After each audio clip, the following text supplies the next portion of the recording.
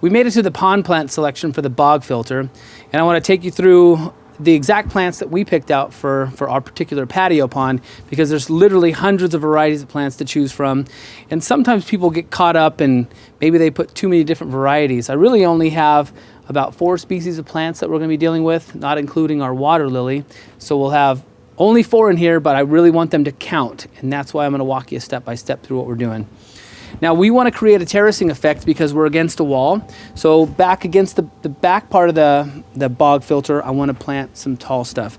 So I picked this calocasia. It's a harlequin elephant ear, and it has this really interesting stalk with a lot of variegation in it. So I'll put this towards the back. It'll get pretty tall. It has a nice big elephant ear that'll pop up on it. Then I selected a red stem Sagittaria. Now it's a little bit shorter, so I'm starting to create the levels, the change of levels. And I know these aren't cherry-picked plants, but we're going to clean them up and make them look nice. This guy has a really nice red stem, and it has a nice broad leaf, really green. And so the red mixing in with this variegated stalk on the harlequin is going to look really nice. So there's the first set of levels.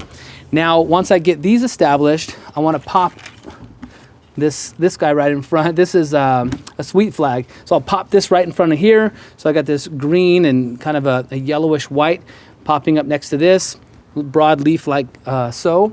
And then I'll drop this guy right in front. And this is a pennywort. And this is a different layer. And this guy is really probably one of the most key elements to our bog filter because it's super invasive. It grows super, super fast. And that's what you're looking for in a bog plant. This is probably going to be our most effective plant in the whole filter. These guys are just going to be for glamour. They're just going to look really pretty, and this guy's going to grow all in between and do a lot of the filtering capacities. So I'm going to start to clean these guys up so we can get them placed into the bog. This is going to take a few minutes.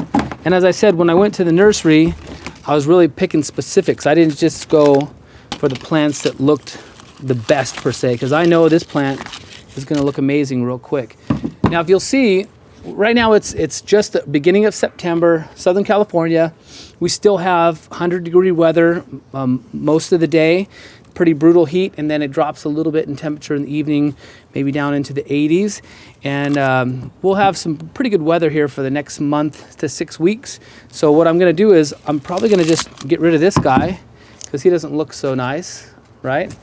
And I'm just going to get down to the basics in here. And when we finish planting the bog, it's going to look pretty lean, but you're going to be surprised at how fast it fills in. So there's our first guy here. Probably what I'll do here, I still want the filter to look kind of full when I'm done. When you're dealing with a plant that comes to a point and the tips are browning a little, I'll just come through and kind of give it a cut like that. That one doesn't look so bad. I'll come through and cut off all the brown stuff.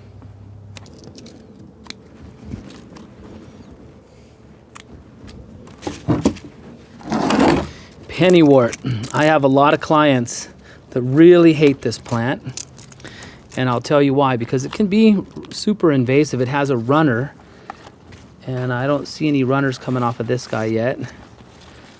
This guy was looking pretty homely when we picked it up, but I know it's gonna rebound really quick. What happens is it'll start in the pond and start a runner, and it'll get between rocks, and sometimes it'll run out of the pond, get into the grass, and then you have a beautiful grass with pennywort mixed in. And even when you mow it down flat, you get these little tiny guys popping up all over your lawn. So it can get out of hand. But that's kind of what we want it to do. That's its job in a bog filter. You can see these little roots I just popped out, but those roots kind of just go everywhere. And as I said, we're looking for that in the bog filter, because when it's growing rapidly like that, it's sucking up all the nutrients. And we have it in a very well controlled environment. So I am going to encourage this plant to get crazy in there, and then we'll just manage it. It'll keep the water crystal clear for us. Something interesting to know about these pond plants. This one, like I said, looks homely, but it was the only specimen that they had for me. And I use the word specimen lightly on this particular guy. But, when you have plants like this, it's going to try and rebound this plant.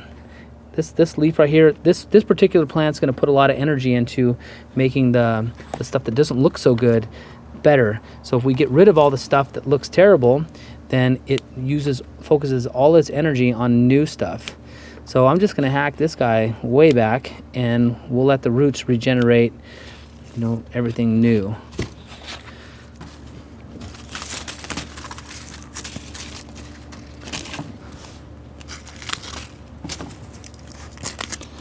Look at how amazing this stalk is. It's just gorgeous. I think that's going to be a real neat, interesting piece of this little bog filter.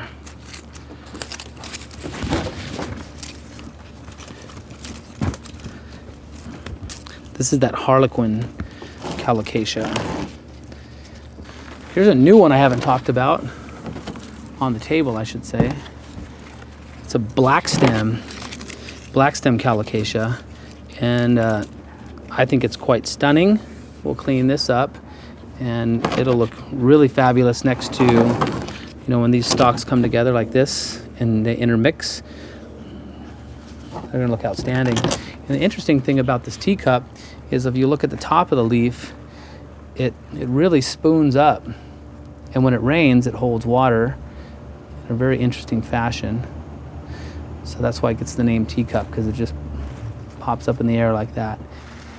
The Harlequin has these mottled leaves, and it's flat, and it's not shiny like the teacup. So each leaf creates different mottling, so that's going to be real brilliant as well.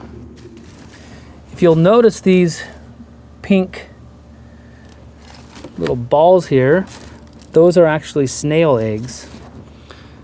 I could be mistaken. I'm pretty sure those are the apple snails. There's a couple varieties of snails that I'm not super familiar with, but this is an apple snail, and the snail comes out of the water, lays a big patch of eggs. The patch of eggs is literally about as big as that circle right here, typically, and it looks beautiful. Looks like a piece of candy, and then the eggs hatch, and the snails get back down into the pond. Sometimes they can be bothersome on your aquatic plants. And since we have copper spouts on this particular pond, I don't think they're gonna do much harm, because the copper is not good for snails. Here's another new one to the table. Haven't talked about this one yet. This is another type of elephant ear. I mean, elephant ear is kind of the common name that everyone calls them by. Calocasia is more of a scientific name, but this is the imperial taro, and I want to point out just how amazing this leaf looks. It gets a mottled look as well, and it has a black and green. This small one is really typical how most of the leaves will look. When the young leaves are coming out, sometimes they'll break up a little bit. You'll see a lot of variation in the color, but we get some interesting black in there. There was a mistake right there. Look, see this? This is where the new leaf is coming out. It's not a big deal here, but I just kind of want to show you how the main leaf, and I cut it because it was kind of looking homely. The main leaf breaks away, and then the new leaf comes up through the base of it. So I cut it a little too deep. Had I seen that earlier, I probably would have cut it like this and left the new stalk coming up. So you can see where I cut it right there. But I'm not going to fret over it. Here's an example right here. See this? This is the main stalk, and it still looks good, so I'm not going to cut it, but you have the new growth coming out of it. So it's a really interesting plant. I enjoy it quite a lot. Okay, so I got those cleaned up. The last plant I want to show you is this. I had to really scrounge to find this, and it's a little homely looking, but this is watercress. Now, the reason this plant is important to me because it's a winter plant. Now we're in September, it's still 100 degrees in the daytime, drops to 80. By the end of September, we're probably going to be having still some high temperature days, but we might drop into the 60s in the evening time, and a lot of the plants will start to to go and hibernate. So this plant is going to start to flourish when that starts to happen. So if some of the other plants start to drop down a little bit, this plant will kick in and start doing real well. This plant, even if I get a freeze for the evening, this plant will probably recuperate real quick and still be a great active plant inside our bog filter. So let me get these positioned in the bog filter now, and we'll display them and make them look nice. Let me tell you about this water lily we picked out. This is a tropical water lily, and quite frankly, it's a bit outrageous. It's a really big, beautiful tropical lily, and it could probably get around 6 or 8 feet in diameter. It gets really big. So why am I choosing it for this small pond? Well, because we can. It's gonna be fun. When you have a giant lily, when I pulled this out, this was in about a 6-foot diameter when I pulled it out. And you can see there's still a lot of bad leaves on here. So in this particular pond, we're gonna cut off all the leaves that are questionable. You know, this would still look beautiful in a very large pond. It's just starting to show signs of yellowing.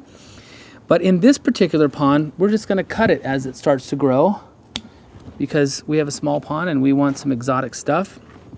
This is called foxfire. See, this would look gorgeous in the pond, kind of like in the fall when leaves start to change color. You probably leave this a little bit longer. Yeah, gorgeous.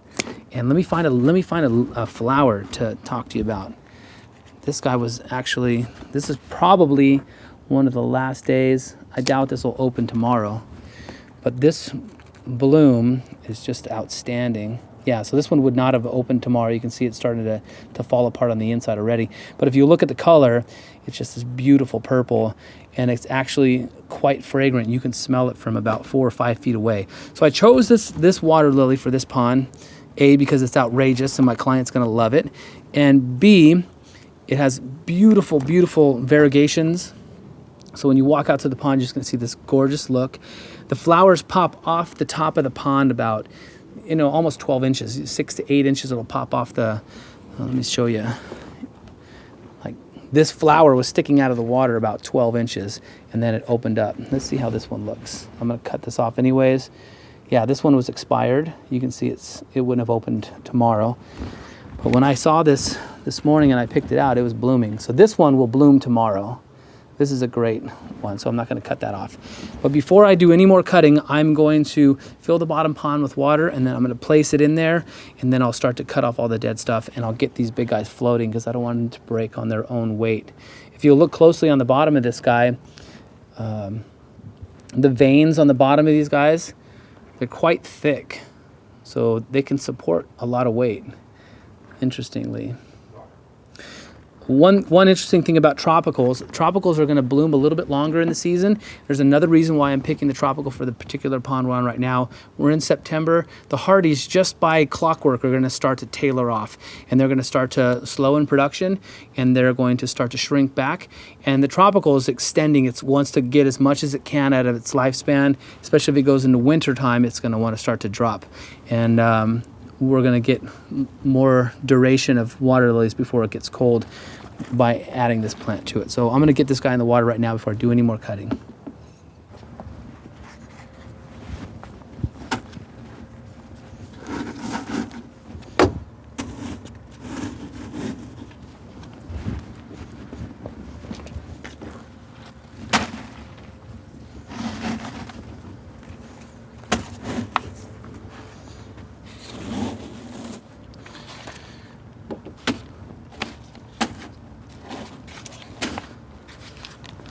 I might have one too many plants. I might just keep this one out.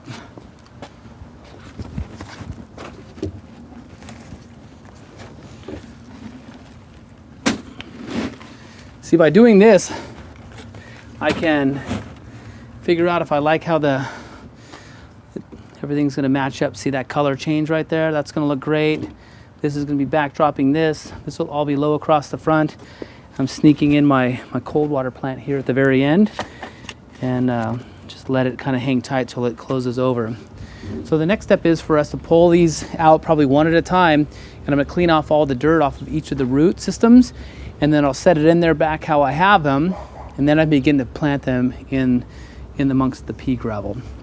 If you have any questions about what we've done so far, or if you have questions about the particular plants we're using or plants you want to use, put your questions in the comment section and we'll get to them as soon as we possibly can. I'm Eric Triplett, the Pond Digger. Thanks for watching. Along the mountain range of the highest peaks.